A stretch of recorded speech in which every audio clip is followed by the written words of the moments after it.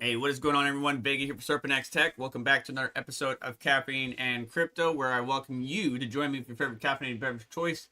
Coffee, energy drink, water, whatever you got as we go over this week's crypto news. We're currently green today, but it's been a hell of a fucking October. Let's just leave it at that. October ain't over yet, though. Live chat is being silly, at least on OBS. I can't really see what's going on.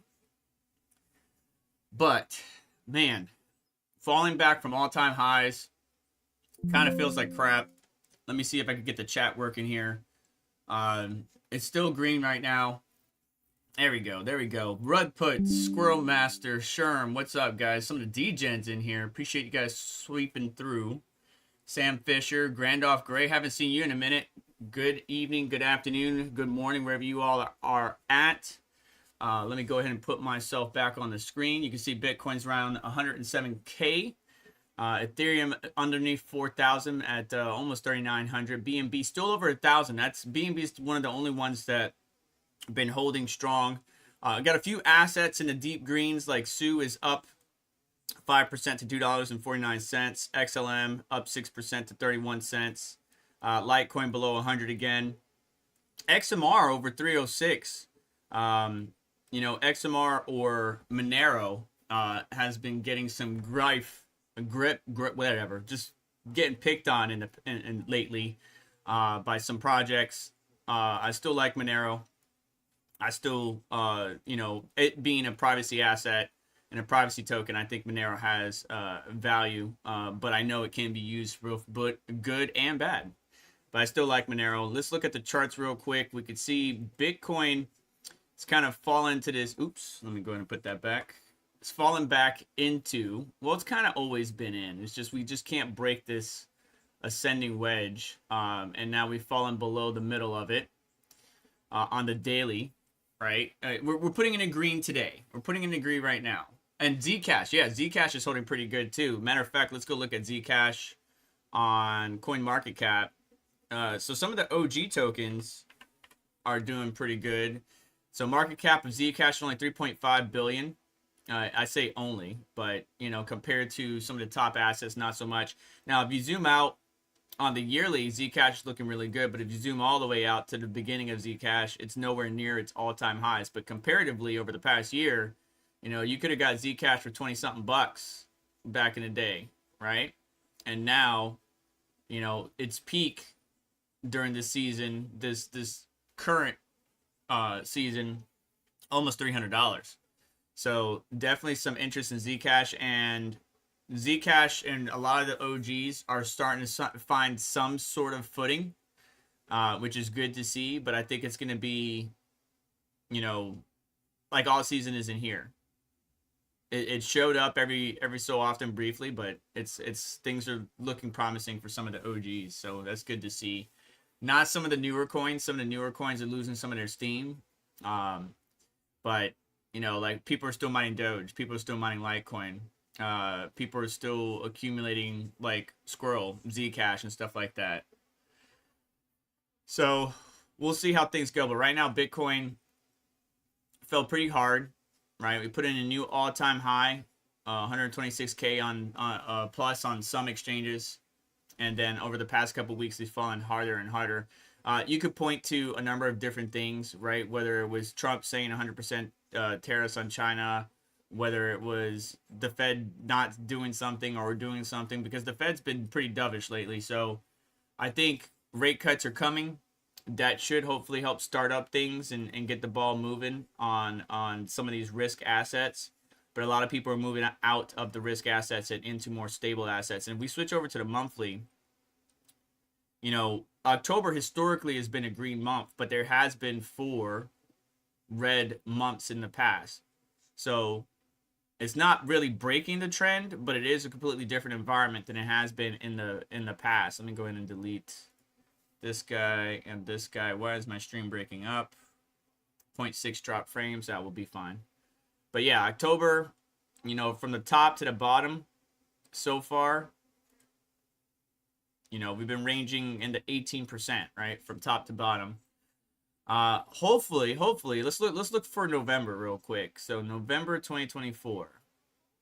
because November, December, usually November, December is pretty good. Then after December, people start getting, yeah. So November 2024 was really, really good. While December 2024, you know, after all the hype from DJT and stuff like that, a Bitcoin conference in Nashville and stuff like that started to fade. You know, pull back a little bit. Then January picked up again, and then that's where we start to fall again. February, March, tax season comes. People start getting their money, and then we start upwards again. April, May, June, stuff like that. So let's look at November 2023, green month. December, green month. So could we have that happen? Possible. So November and December of 2022 were both red during that long bear market we had. Let's go back to 2021. November was red, December was red. So I'm hoping, and while we've seen the past, at least 2022, 2021, November, December being red, like I said, October is notoriously a green month, like in 2021. So October's being red for us. We're probably going to close out the October month red. We might pick up a little bit, but at the same time, we could probably fall even further. I'm hoping for November, December. You know, Fed rate cuts happen. Maybe DJT and the administration finalize a deal with China. China calms down. Russia calms down. Everybody just needs to calm the fuck down, pretty much. And we have a good green November, December. We'll have to see here. What about 2020? Yeah, November, December were green. October was green. What about 2019? It looks like October was green, but November, December was red. So I'm hoping. So it looks like when October is green, a green month, November, December can be red. But when October is a red month, November, December could be a green month. But again, this is a completely different environment. Yeah, 2017 was epic. October, November, December were all green. So we'll have to see. I'm not panicked in any way. We talked about this last week and on last week's Caffeine Crypto. I'm not panicked whatsoever. I'm still dollar cost averaging. I'm still accumulating. I had to turn some of my machines off because the cost of electricity is eating me alive. I'm trying to get to a better place financially. But some machines are kicking on during less, energy intensive periods of the day. So I'm saving money. And then they cut on when it's more efficient. But Bitcoin loses 106K as bullish crypto bets rack up 800 million in liquidations. As we go through the articles, we're going to see that over $1 billion in liquidations took place. So yeah, the market is down, unfortunately. Bitcoin accounted for roughly 344 million in losses, followed by Ether 201 million and Solana 97 million.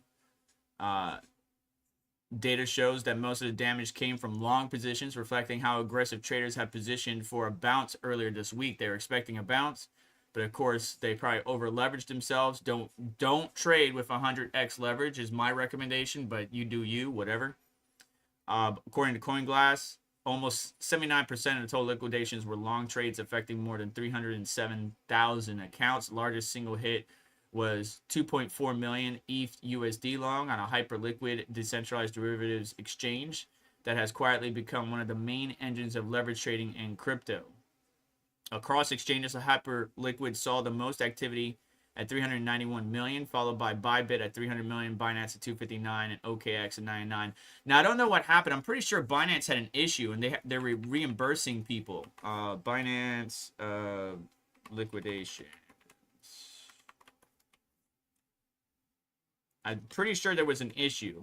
Like stop losses weren't triggered when it should have been. Protective measures that were in place that traders may have had didn't get triggered. And Binance was trying to, kind of make people whole. Binance offers another 400 million traders after crypto crash triggers record liquidations.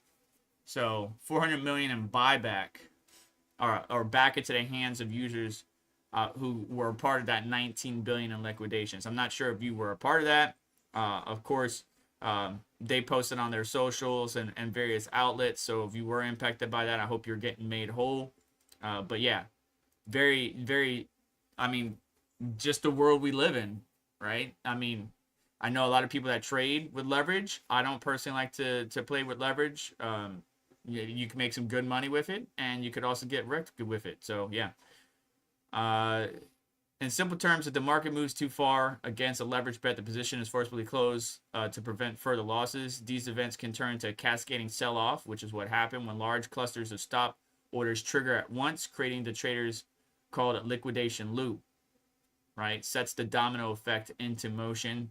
We had that last week, and guess what? We're having that again this week.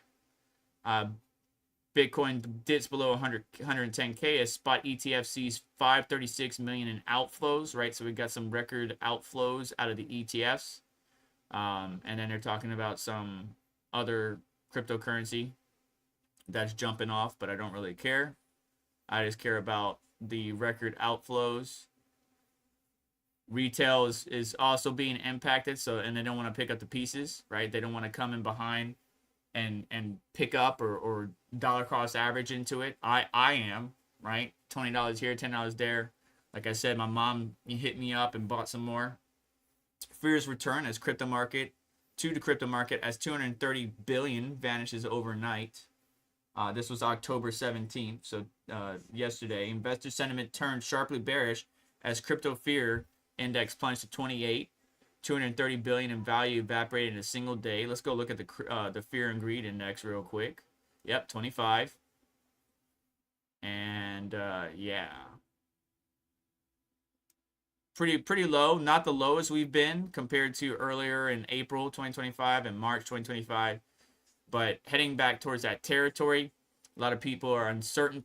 You know, is this it? Will Bitcoin recover, or was that the top? Right, a lot of people are calling for that 126K plus to be the top. I don't think it is, but I'm just a dude on the internet, and the best way for you to protect yourself, honestly, is to research the assets that you're getting into, like Zcash, Litecoin, Dogecoin, Bitcoin, whatever. Or maybe you don't want proof of work coins because you care about energy and you think that we're just wasting our lives, whatever. Then buy some other token.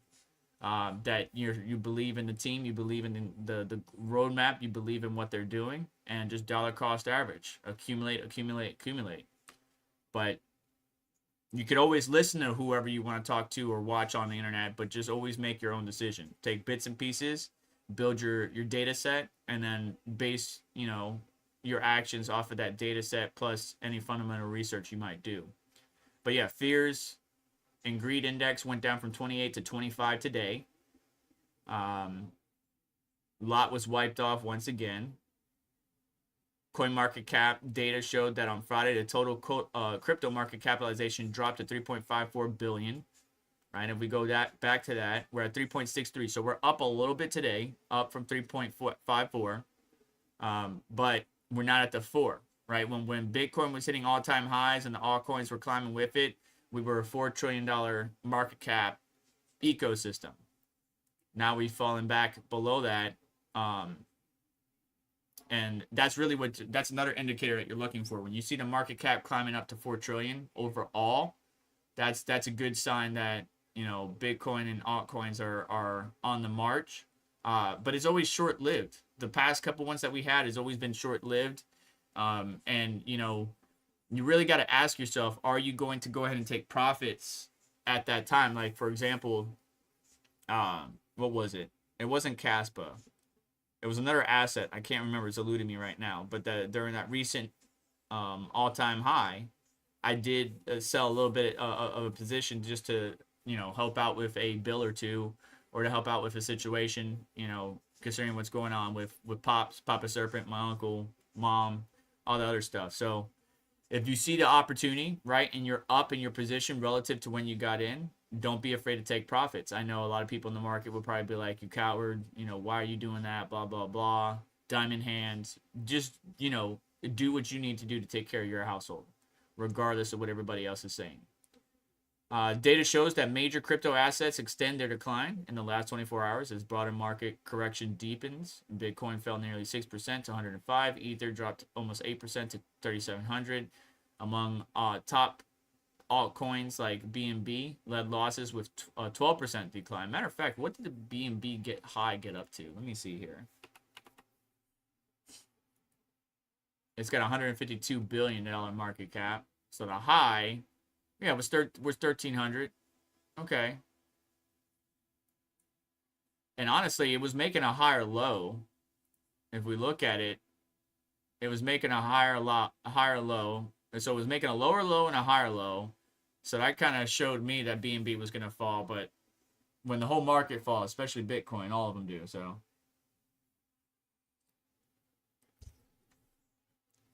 are you guys using Unminable to accumulate more Zcash? I'm curious. Because you can use, hang on, let me pull it up in a different tab real quick. Because I don't want you guys to see my stuff. I mean, I love you guys, but not really necessary to see all my stuff. You know what I mean? So let's see here. View all Zcash. So you can use Unminable to accumulate Zcash. Are you guys doing that? Do you have some of those legacy apps that you're using to accumulate Zcash? Let me know. Right? So if you were accumulating Zcash at $20, $32, $40, and now it's $230 something, congratulations to you. I look forward to your continued success, whether it's mining or just accumulation. But good luck. So this article goes on to say, you know, BNB dropped 12%, Chainlink 11, Cardano 9, Solana XRP tumbled 7. Just staggering losses, massive liquidations, the continuous downward spiral. You know, we've been going up for a while, guys. We can't go up forever, right? You know, we had some chop, but if you really zoom out, we've just been on this consistent upwards trend for a very, very, very long time. So we have some ebbs and flows in between. There's obviously a decline. The furthest that we could fall to is basically 100K. Now, if we lost 100K, could we fall further? Yeah, most certainly.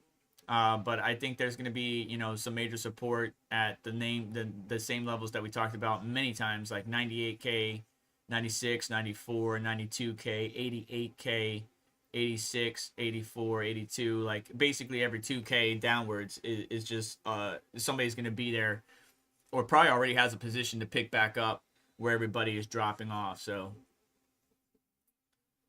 oversaturated, over leveraged, got wrecked once again, and that's it. NFT, meme coins, and EFTs react to the market sell-off. Apart from top cryptocurrencies, other assets like meme coins and NFTs and exchange traded funds are also affected by the recent crash. Meme coins, which showed a small sign of recovery this week, dropped 33% in 24 hours. Top meme coin assets experienced a decline of 9 to 11% over the past 24 hours, while trading volume remained relatively high at nearly 10 billion. The NFT sector, which has rebounded from 1.2 billion, the 1.2 billion wipeout the previous week, erases gains and dropped below 5 billion valuation, a level last seen since July. CoinGecko data showed that the majority of the blue chip collections dropped double-digit percentages in the last 24 hours. Meanwhile, spot Bitcoin and Ether ETFs react to the crash. On Thursday, spot Bitcoin ETFs record outflows of 536 million, while Ether showed daily outflows of 56 million. Right, so, and you see gold. I think gold is even pulling back a little bit, but you are seeing some people kind of flock to gold, a more stable safe haven asset in their opinion. As Bitcoin continues to sell off, these miners tumbled amid two pieces of news. Let's see what they're talking about. Bitcoin cryptocurrencies, the losses, blah, blah, blah. U.S. financial stocks sold off Thursday amid renewed fears surrounding bad loans on regional banks.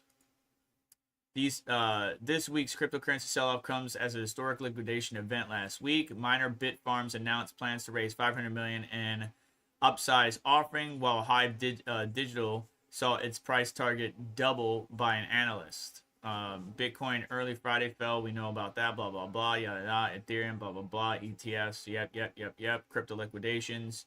Get back to the mining firm. We see the current slump as largely the aftershock of last weekend's historical liquidation event, compounded by a broader market uncertainty and some disappointment around October's underwhelming performance, says Joel Kroger. They said that the fundamental outlook remains intact. The crypto market structure looks constructive, and we expect pullbacks to be met with strong support. Bitcoin mining stocks retreated Friday, continuing to sell off from Thursday. Hive Digital slid 2.2%. Roseblade on Friday doubled its price target on Hive stock to 10, noting that the Bitcoin miners